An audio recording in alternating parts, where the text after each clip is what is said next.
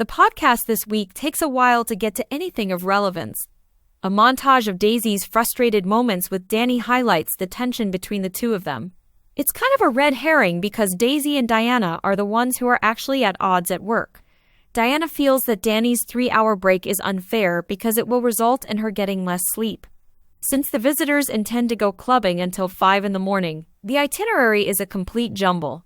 Daisy is tired of the junior stews whining and believes that if they continue, they will not have a future in yachting. This appears to be a typical workplace conflict between Gen Z and millennials. While Daisy believes that if she has had to endure difficult hours, so can the Gen Z kids, they demand 8 hours of sleep and appropriate breaks. Instead of pouting, the stews could have called it out for the labor violation. It is, if they had better communication skills. On the other hand, Ronnie, a Gen X primary, is 50 years old and does not wish to appear to be a baby boomer. She dismisses any black streamers when she notices Danny decorating since the color black and gold makes her think of the Daker from the cheap drugstore across the hill. Despite her opinion that it appears worse, Danny reluctantly replaces the blackout with white. Nothing about it is reminiscent of a disco club from the 1970s, save from a sign announcing the Studio 50 theme. Danny and Diana may not be old enough to understand what Studio 54 is, but they are certainly not too young to be able to use Google. Gary and Chase take the guests to the dock to watch the boat procession honoring St. Carmen before dinner. Her feast day, July 16th, can be identified as the date of this filming.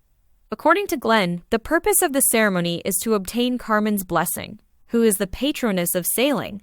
Although many people are observing from the shore, the sight of a small statue on a ferry is really unimpressive. It's going remarkably well as we check in on Daisy and Gary sharing a cabin. Daisy thinks he's lactose intolerant because of all the shit he takes, but she still loves it because she gets to spend more time in the bathroom. It's probably the excessive drinking. Although he doesn't state it directly, Gary says he wants to marry Daisy because he wants a marriage that is similar to living with your closest friend. Daisy is unaware that Cloyce is also using metaphors to suggest that they should get married, likening the chief stew to a marriage. Both of them hope that supper goes more smoothly than it did the night before, and it does. The guests adore his take on steak frites, which are presented in smoke-filled cloches, and his burrata beet salad. Cloyce frequently refers to a dish as a play, and I'll let you decide if this is one at last.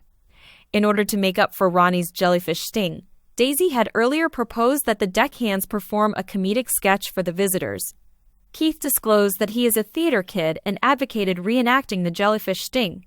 Given this, he's more reserved than you may think, but it also makes perfect sense that he didn't click with the absolute jock Danny. The coolest of the geeks, Keith will use his craft to win over a female, this time Daisy. As the guests finish dinner, he acts as the narrator of a skit that he types out and prints off. Gary disguises himself as Ronnie, while Chase plays the jellyfish. Although they like it, I think Gary's drag is more Walgreens than upscale super yacht. Everyone retires to bed at midnight after the guests leave for the club. Diana is prepared for a life without sleep, a bus, a club, and yet another club. But Daisy chooses to get up at 5 in the morning to welcome the guests and serve the midnight snacks in her place. While it's admirable that Daisy wants to demonstrate her willingness to follow her crew's instructions, it shouldn't be a huge concern. Diana believes it's nonsense because Daisy was the one who initially failed to schedule her for adequate sleep. Daisy says she is trying her best to offer them breaks and that she has a system in place. Daisy gets 5 hours of sleep, while Keith, Chase, and Cloyce only get 4. Cloyce's mac and cheese is ready when the guests return at 5:30 am. But he waits until 6 am to serve the pizza. The women are worn out and regret the snack request to some extent, but they still eat because he prepared so much. With only 3 hours of sleep, Ronnie and the visitors won the contest for the least amount of sleep. Instead of ordering coffee this morning, the primary orders tea instead. Even though he briefly dated Chef Alicia during the previous season, Chase hasn't been in a relationship for a long time. At last, Diana and Chase get some time to flirt, but Danny keeps interrupting and requesting stuff. Diana is certain that Danny is intentionally doing it. As she gets ready, Danny hilariously remarks, "I'm so tired despite having only slept for 8 hours." Diana and Chase bond over the difficulty of sustaining friendships while sailing a yacht. She tells us that she is ready for a wonderful guy and that she built up barriers 4 years ago since her ex-boyfriend was a narcissist. Ronnie leaves a $24,000 tip, which is excellent given the jellyfish sting, and leaves in white, apparently to appear younger. Gary declines the celebratory champagne and makes the decision to abstain from alcohol for the remainder of the season. Daisy is encouraging, but she doesn't think it will stay. Gary claims that after 14 years, he no longer wants alcohol to rule his life. It's heartbreaking, but I wonder whether the creators gave him this plot. As tonight's get drunk and make bad decisions guy, Chase is prepared to take Gary's place. He starts off by bringing Keith and Cloyce beers in bed. Gary only drinks a mocktail at dinner, but he orders shots.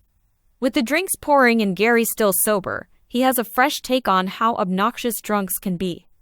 Diana appears to be gaining ground on Danny in the competition for Chase's attention because they sit next to each other.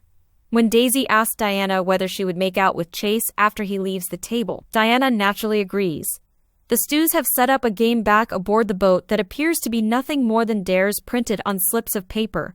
Gary is learning how to say no, so he ends the night when David tries to get him to join everyone in the jacuzzi. Given that he ends up doing a body shot off of Cloyce, David should have also said no. Danny draws one of the dares to mimic her favorite movie makeout scene while they are having fun with it. The fact that she chooses the rainy scene from Notebook rather than the romantic, I wrote you every day for a year is striking. As she and Chase share a kiss, everyone splatters water.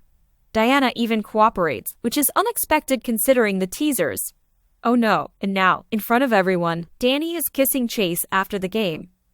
They hastily head to the master cabin after being teased about this. We hear Danny tell him she's been in there before, but says she didn't do anything behind the locked door. Since Chase seemed to be the only person on the boat with whom Diana could relate, she is crushed. The hookup just seems depressing because we only hear Diana's point of view and not Danny's or Chase's. It's not over yet, though, as Ryan Gosling states in The Notebook. It's working for the franchise, but Bravo Network has a history of bringing back cast members who have been criticized for their actions both on and off screen. In addition to receiving a lot of flack for her demeanor and antics on the show, Kate also came under fire for an off-camera domestic abuse incident for which she was arrested. She continued on Below Deck for 7 seasons despite her bad reputation because of her entertainment value.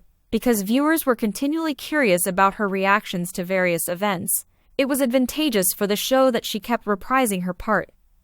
Gary King, the first officer of the Below Deck sailing yacht, is another very contentious character in the series.